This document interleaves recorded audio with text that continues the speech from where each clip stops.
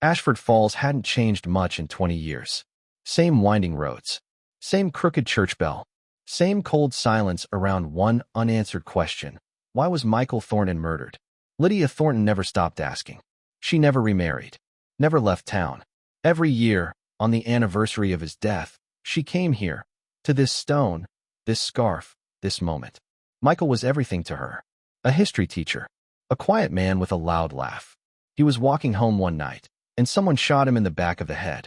They said it was a robbery, but Lydia never believed that. That night played over and over in her mind for 20 years. Until last night, when the past called back. She was alone, sitting in her quiet living room, sorting through an old photo album. The phone buzzed. Unknown number. One new voicemail. She pressed play. Static. Then his voice. Lydia, you were right. I'm sorry. She froze. Her body went cold. The phone dropped from her hand. She played it again. Lydia, you were right. I'm sorry.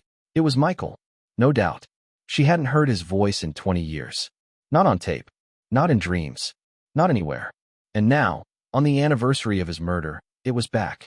The next morning, she walked into the sheriff's office with the message on her phone. Sheriff Tanner. Older, grayer, listened carefully. That sounds like him, he said. But Lydia, this could be a fake. People can mimic voices these days with apps, AI. But how would they know what he used to say to me? She asked. He said I was right. I told him, 20 years ago, that something was wrong. That someone was watching him. Ma'am, the sheriff said gently, we closed that case. There's no new evidence. Unless you've got more than a ghost on your phone, there's nothing I can do. Lydia left the office, her heart pounding. There was one other person who might believe her. She drove outside town to a cabin in the woods. Dean Marshall, Michael's best friend, now retired, opened the door. He hadn't seen Lydia in years. She played the message. Dean's face went pale.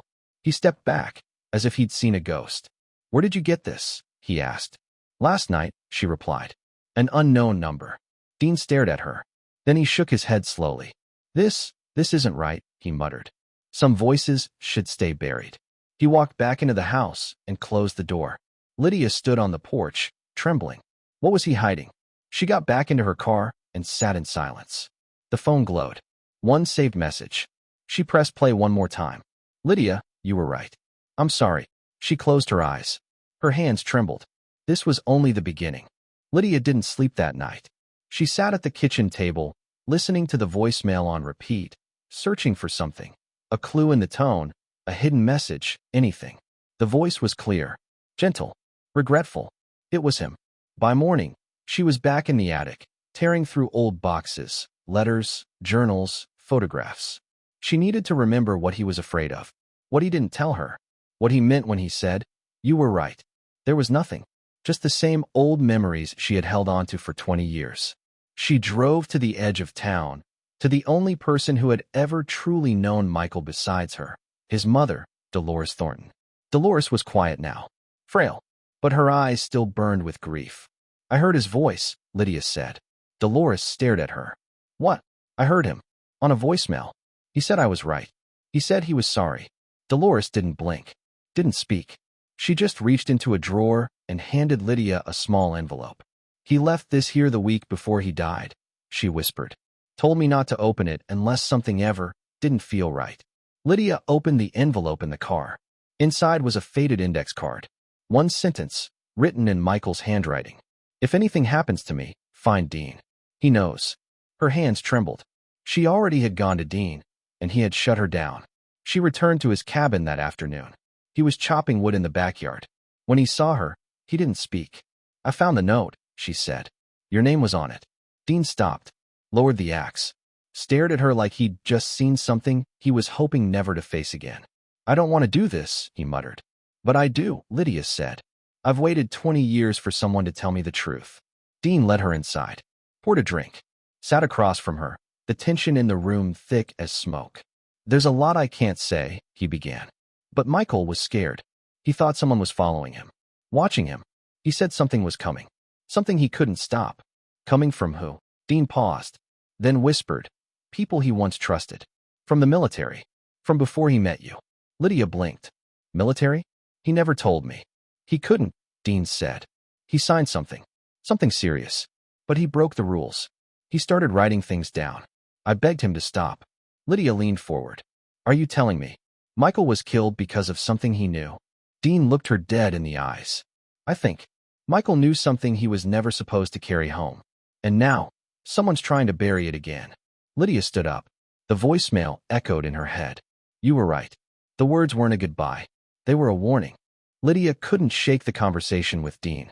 Something was wrong, not just with the message, but with how tightly everyone was holding on to old secrets. She went home, opened Michael's old trunk, and dumped everything onto the floor: clothes, yearbooks, teaching materials. At the bottom, under a layer of blankets, she found it. A journal, bound in worn leather, hidden for 20 years. The first few pages were normal, lesson plans, grocery lists. But deeper in, his handwriting changed. It was faster, shakier. He wrote about being followed. A dark car parked across from his classroom. A man in a suit showing up at the library, but never reading anything. And then, 3 words, underlined twice. They know everything. Lydia's hands trembled as she flipped to the last entry. It was dated 5 days before his death. If anything happens to me, it wasn't random. And it wasn't a robbery. Look at the basement camera. Her heart stopped. The basement? She ran downstairs. The house hadn't changed since Michael died. She hadn't wanted it to. In the far corner, covered in an old blanket, was an old security DVR. Dusty, disconnected, forgotten. She plugged it in. The screen flickered to life. It had one saved video, timestamped the night before his death. She pressed play. The footage was grainy, black and white, but she could make out Michael pacing in the basement, clearly agitated. Then he stopped, turned to the camera. He looked straight into the lens and spoke. They're going to kill me. Lydia's breath caught in her throat. She leaned closer. I told Dean. He told me to let it go. But I can't. Not when I know who they are. He paused, looked down, then whispered. If this ends here, I'm sorry, Lydia. I love you. But this is bigger than me. The video cut out. Lydia sat there for what felt like hours.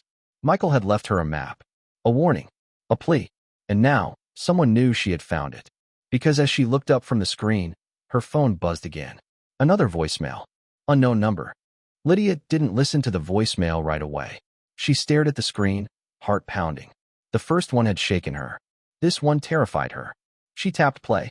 Static. Then a woman's voice. Soft. Fragile. You're not alone. Lydia froze. Who was she? The number traced back to a prepaid phone. No name. No address. But something about the voice stayed with her. The next day, she drove to the library to research Michael's old military connections. He'd barely spoken about that time in his life. Just vague references to a unit that didn't exist and missions nobody remembered. She typed in the names from his journal. One caught her eye. Corporal James Mercer. Died in 2006. Same circumstances. Shot in the back. Declared a robbery. Same story. Lydia found an obituary. James had a wife. Her name was Elaine Mercer. She lived one town over. Lydia didn't call. She drove. Elaine opened the door slowly, a cane in one hand, eyes wary. You don't know me, Lydia said. But I think our husbands were part of the same thing. And I think they both died for it. Elaine stared at her, then stepped aside. Inside, the house was quiet, dim. Photographs lined the fireplace, all black and white, all with the faces turned down.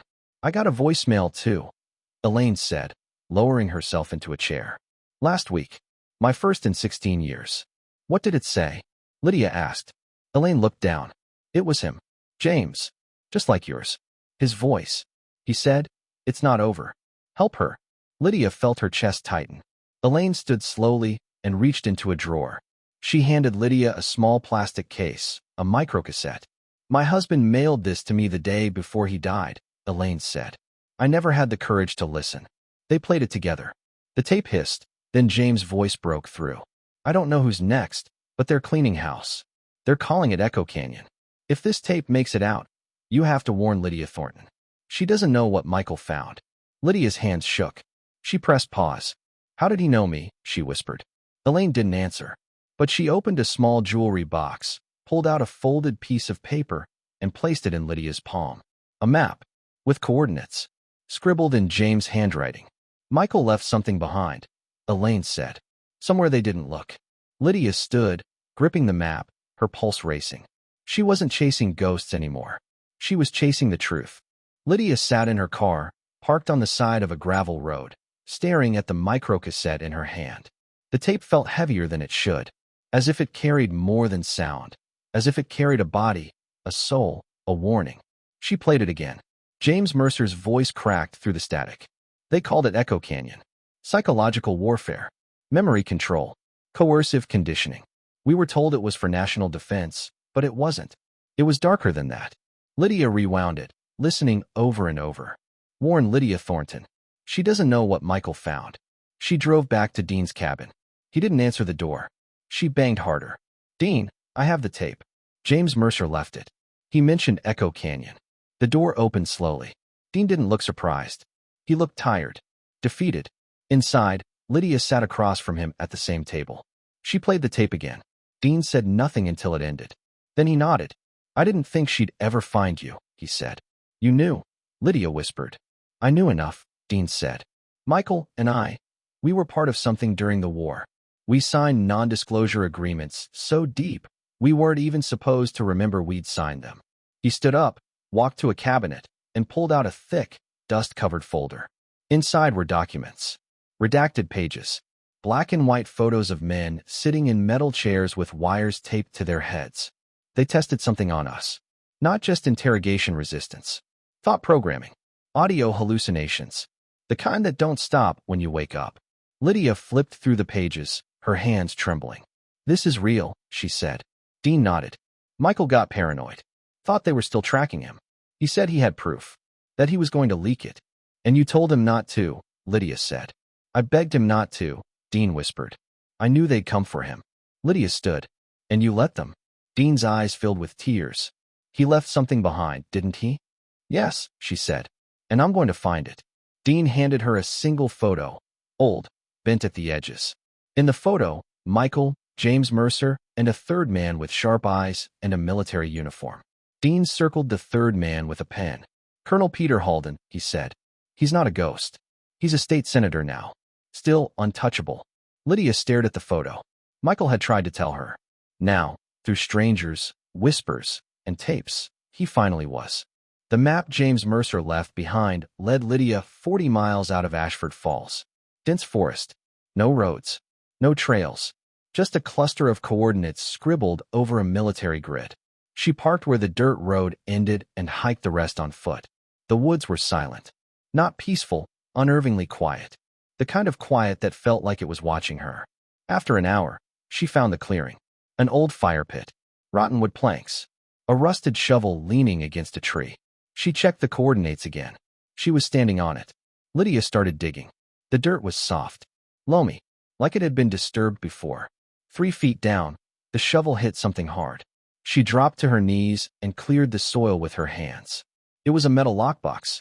Cold. Heavy. She yanked it out and opened it. Inside, files wrapped in plastic. Photographs. A dog tag. 2 cassette tapes. And a folded piece of paper with Michael's handwriting on the front. If you found this, I was right. She sat back, tears stinging her eyes.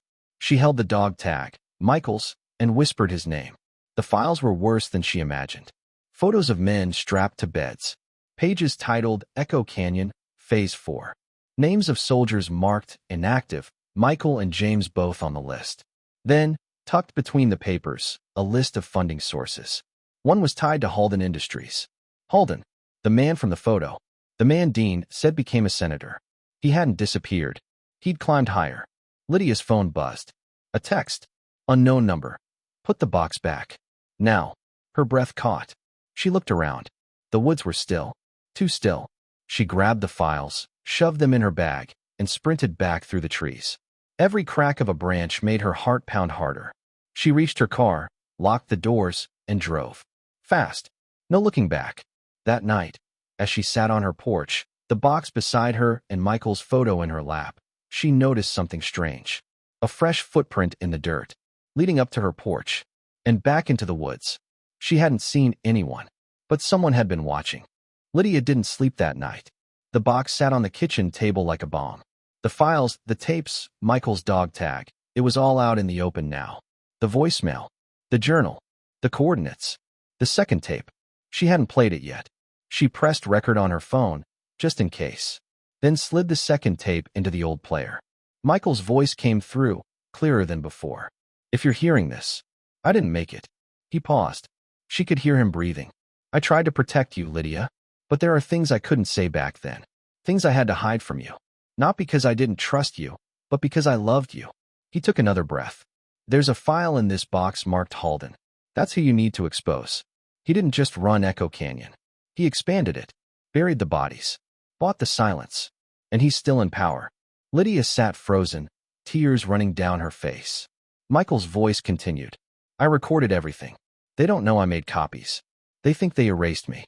But if you've come this far, then you can finish what I started." A click. The tape ended. Lydia clutched the player to her chest. Michael hadn't just left her memories. He left her instructions. The next morning, she contacted an independent journalist, someone who had been chasing conspiracy trails for years and had once been sued by Halden's firm. She gave him the files, the tapes, the full story. He published it within 24 hours. And it exploded. The words, Echo Canyon, lit up headlines. Whistleblowers came forward. Congressional hearings were announced. The public turned. And then, they came for Lydia. Not with threats, with lawsuits. Accusations of forgery, tampering, defamation. But the evidence was too strong. Too real. Michael's voice, preserved in magnetic tape, became the testimony that broke through. Weeks later, Lydia stood alone again at his grave, red scarf blowing gently in the breeze. She held her phone in her hand. A new voicemail.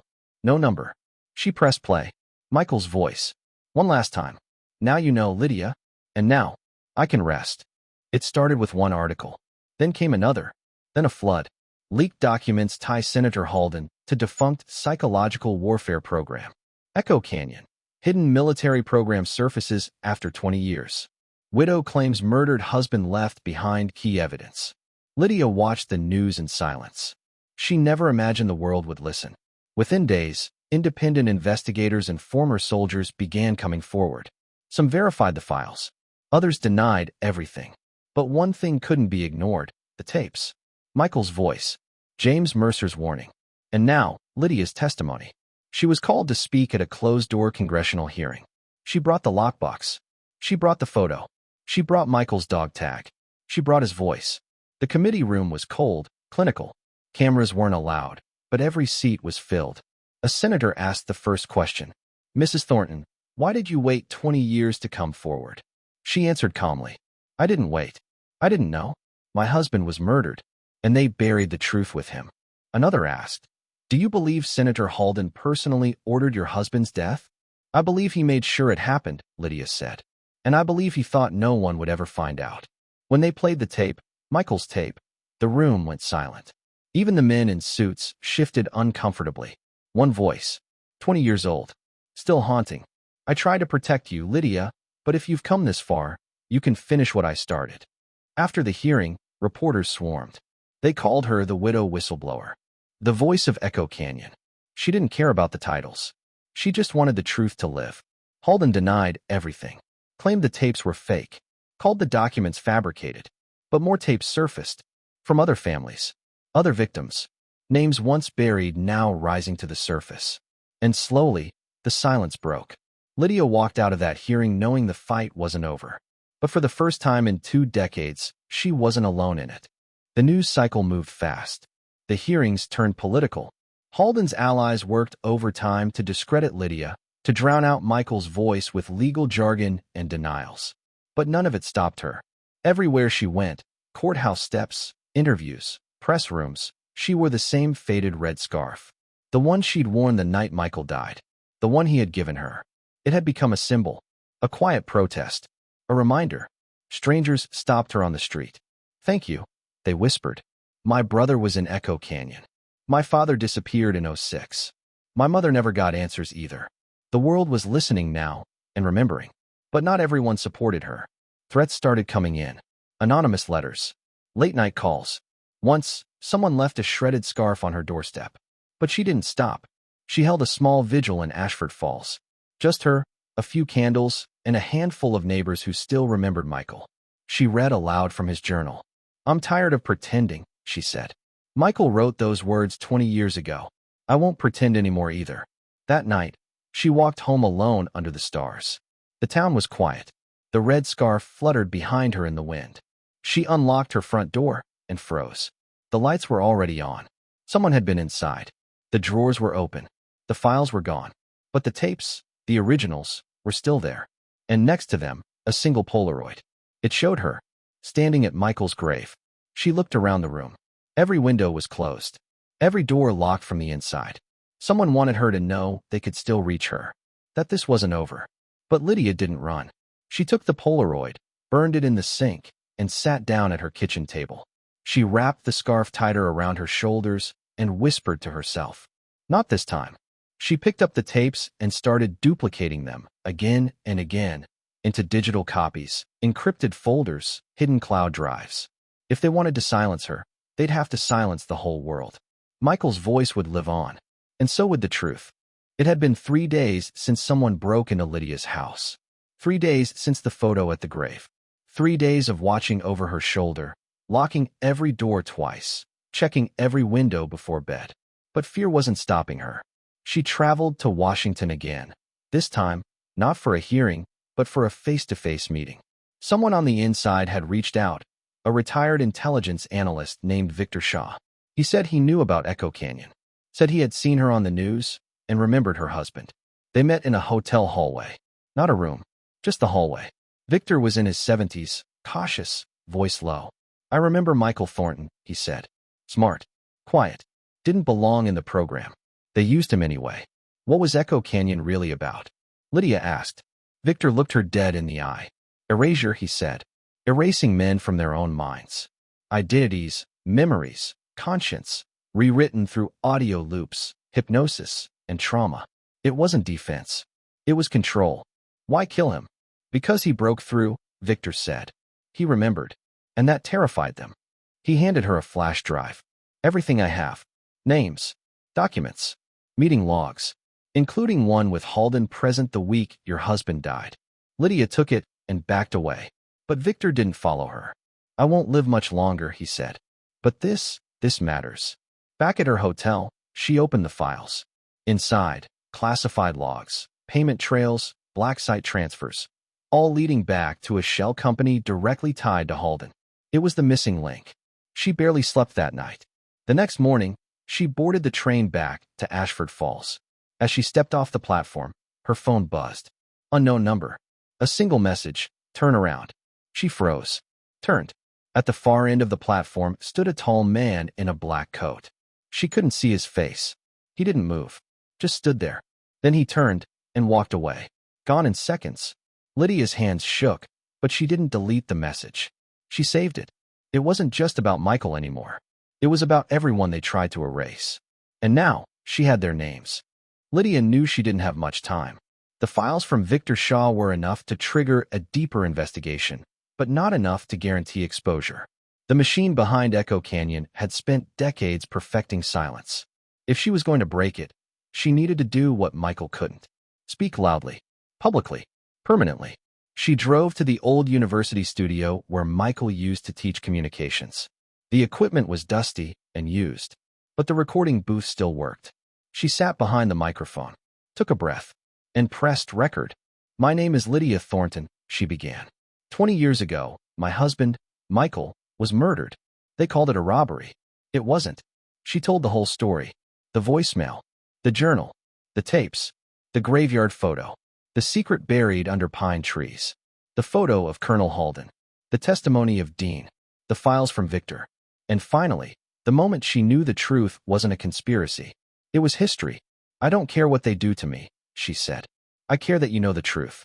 Not just about Michael, but about the program, the victims, the silence. She ended the recording, sent it to every journalist who had ever written about corruption, conspiracy, or military cover-ups. She uploaded it to encrypted servers, scheduled automatic releases, stored it on flash drives, and mailed them anonymously. Within 24 hours, it went viral. People cried listening to her voice. Veterans emailed her. Widows called her. One message stood out. I was in Echo Canyon. I'm ready to speak. I'll testify. And then another. They did this to my father. He thought he was crazy. He wasn't. Lydia sat in her living room, listening to her own voice echo across the internet. Then her doorbell rang. On her porch, a package. No name. No return address. Inside, a recorder. She pressed play. Michael's voice. "I knew you'd do it, LYD. I always knew." She fell to her knees. He had prepared everything. Not just a trail, but a legacy. And now, his voice was part of something even he hadn't imagined. A revolution against silence. It had been 1 year since Lydia Thornton released her husband's tapes to the world. 1 year since Michael's voice, long buried, cracked open a wall of silence that had held for decades. Holden resigned. Other officials followed. There were arrests, hearings, a federal inquiry. Some denied everything. Some confessed on camera. Some simply vanished. But Lydia stayed. She still lived in the same house in Ashford Falls. She still visited Michael's grave every week. Still wore the red scarf when the wind turned cold. But she wasn't the same woman. The fear was gone. In its place, purpose. A foundation was created in Michael's name, the Red Scarf Project, helping families of whistleblowers, protecting those brave enough to speak. She received thousands of letters. One from a boy whose father had been in Echo Canyon and died before he was born. One from a woman who heard her husband's voice for the first time, not in life, but on a tape Michael had saved. The past wasn't dead anymore. It was speaking. Lydia gave one final interview. Seated by the fire, hands folded gently in her lap. "They tried to erase him," she said. But Michael was louder than they ever expected. His voice is still here. Not just in the tapes. In me. In all of us who refuse to be quiet. The camera zoomed in on the red scarf around her shoulders. She looked straight into the lens. If you're watching this, and someone you love is gone without reason, don't stop asking. The truth doesn't disappear. It waits. That night, she walked to the cemetery alone. Fog covered the grass. The wind whispered through the trees. She knelt by Michael's grave, placed fresh flowers down, and pressed play on her phone. His voice played softly. "I'm proud of you, Lydia." She smiled, tears in her eyes. The truth was out. And Michael, her Michael, had finally been heard.